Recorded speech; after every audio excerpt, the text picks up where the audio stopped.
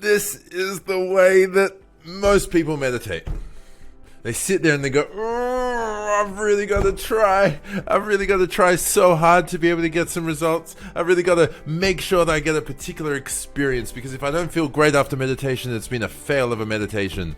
And there's no point doing it. I've tried it before. Oh no, what about all the thoughts that come up while I'm meditating? How can I sit with myself? Isn't it easier to just watch Netflix or just scroll through social media? Isn't that just an easier way to be able to live life? Well, recently we ran an event with Life and Money, which was focused on how we can find peace and calm and joy and even a little bit of bliss in a very chaotic world. We live in times where there are just so many things which are going on. We have pandemics, and we have potential world war, and we have potential nuclear war or nuclear accidents. We have supply chain issues and potential food issues, global food shortages. We have a market crash. We have everything going on that can just make life feel so challenging. And that's on top of all the normal stuff. Like the looking after yourself and your health while you're focusing on your career, or maybe your business, or maybe you've got a mortgage to pay, or you're trying to manage your investments, or you've got a family, or you've got other people that you're responsible for. And life can get so chaotic and so frustrating and so hard and so saddening or so depressing or so just feeling with so much anxiety. And that's why I've firmly believe that meditation is an incredible tool to be able to find more peace and calm in this world. And most people, they go like this. They need to be in a different environment in order to feel better. They feel like they need to be able to go change their job, or they feel like they need to be able to change their house or change the place that they're renting, or they feel like they need to change their car. Once I have this thing, then I'll be happy. Once I have a new water bottle, then I'm going to be happy. Once I have a new tea towel, once I have a new air conditioning unit, then I'm going to be happy. Once I have that, then all of my problems are going to go away. And we spoke about a few really cool concepts in the conversation with the group, that we were really exploring how can you apply meditation, or at least a mindfulness practice, in your life in order to overcome all this chaos and all the emotions which come up with it. And it's not about overcoming the emotions, it's about experiencing it. So most people have experienced some form of mindfulness. They've done something in a flow state, they feel everything that's happening with them. Maybe you've done yoga. Maybe you've just done exercise, but being really focused on the technique which you're using for that exercise, swimming or running or cycling or whatever it is. And you start to feel everything. But now just imagine the next time that you go and wash the dishes. Are you washing the dishes to wash the dishes? Or are you just washing the dishes to have clean dishes?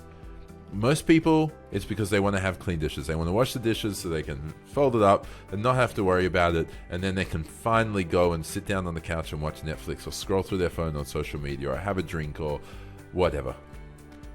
Maybe it's having a cup of tea and relaxing. Maybe it's something really positive they're hoping to do afterwards.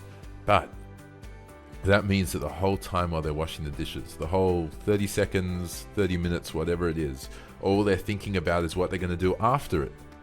And they're not thinking about what they're doing right now. They're not aware of the sensations of the different temperatures of the water, and the different textures of plates or forks or cutlery or cups, and watching the bubbles and feeling the bubbles as they come up. And this might sound woo-woo, it might sound crazy, but have you ever noticed the rainbows inside every bubble when you're washing with detergent? Like, have you ever witnessed it and then truly seen it? It's beautiful. It's fascinating. It's amazing. It's brilliant. And then it's part of life. And as we do that, we start to recognize this is incredible, but an emotion comes up, or something else comes up, a tension, frustration, a thought, a story. Why did that person say that thing to me today? Or why didn't my food taste that good? It's because of my spouse. It's because of me, and I'm a terrible cook, or whatever it is. Some of these things just start to come up. And the idea is not to focus on them, but just to focus on the experience of them. Recognize that they're there. Allow them to come up. Allow them to go. Allow them to be free. And it's beautiful. And then the world doesn't feel so chaotic anymore, because you're not so worried about all of these different things that are happening and all these different things that could happen and all of the potential ways that everything could go wrong, or that everything, how you can structure everything so that everything does go right, you're not worried about that anymore. What you begin to focus on is just this moment. And yes, then you can go off and watch Netflix and be present while you do that. Or have a cup of tea, be present while you do that. And everyone who was in the group recognized there is so much value. We guided through a meditation, which was a form of a body scan. And there's so much value in just being able to accept where you are and truly love this moment. I guarantee you, if you just stop and you close your eyes for 5 minutes and you do nothing but focus on your breath, or do nothing but feel the sensations of the energy or warmth or tingling or feelings inside your fingers, being able to feel your hand is there with your eyes closed. You can't see it, you're not moving it, but you can still feel that it's there. And you just spend 5 minutes doing that, you will, without a doubt, have so much more calm and focus. So most people resist meditation because it's like this fluffy whatever, let's just be happy and spend time together, so that like, or just sit down and be still and don't do anything for a while. But the reason why I meditate is because it allows, like, imagine that you have a really messy desk. And on your messy desk, you just can't concentrate. There's just too much which is going on there. Maybe you can kind of get through the work which you're trying to do, but you just can't concentrate because there's just so much. What meditation does for me is it allows all those things to be packed away. It clears the desk, and then I can focus. I'm more productive, I'm more effective, I'm more efficient, I'm more focused as a result of my meditation practice. And I've helped countless clients now do the same thing. So that's what today's, the most recent event was about.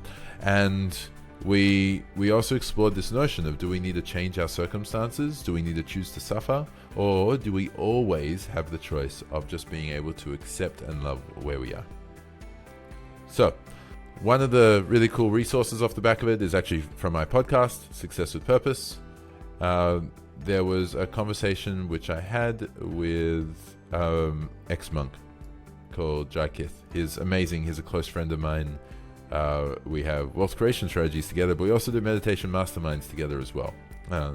Jai is amazing, and he has so much wealth to be able to share. So if you wanted to start looking into meditation, or how someone gets into meditation or mindfulness, or what some of the benefits might be, check it out with Jai. Check out this podcast episode on Success with Purpose.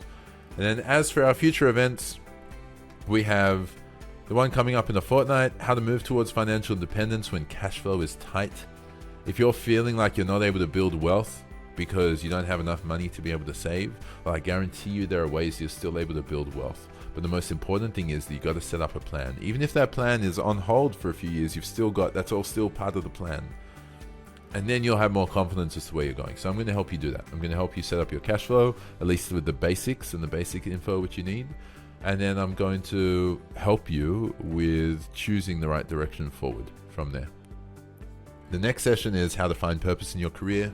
Really relevant topic. You got to have purpose in all areas of your life. And if you feel like you don't have any purpose in your career, and you feel like it's just stepping stone to stepping stone to stepping stone, you're going to feel very frustrated. And so I'm going to help you with a couple key questions you can ask yourself to identify what is your purpose in your career, and how does your career contribute to your purpose in life. And then the fortnight after that, so 6 weeks away, my business partner will be teaching you about how to start your business and knowing what you need to know. It's going to be a very powerful conversation as well. So I hope this summary was helpful for you. I hope you found some insights, and I hope that you might start looking into meditation. And if you want some resources, some free resources, I'm really happy to share. You've listened to the podcast, or you've saved it and you can listen to it later, and you still know that you want more, then just send me a message, or send us a message, and I'll very gladly share a link with you to a few other really key resources which I believe are invaluable for you to be able to learn what meditation is and how you can truly apply it. Have an incredible day, week, year, decade, and moment. Every moment between every breath. Speak soon.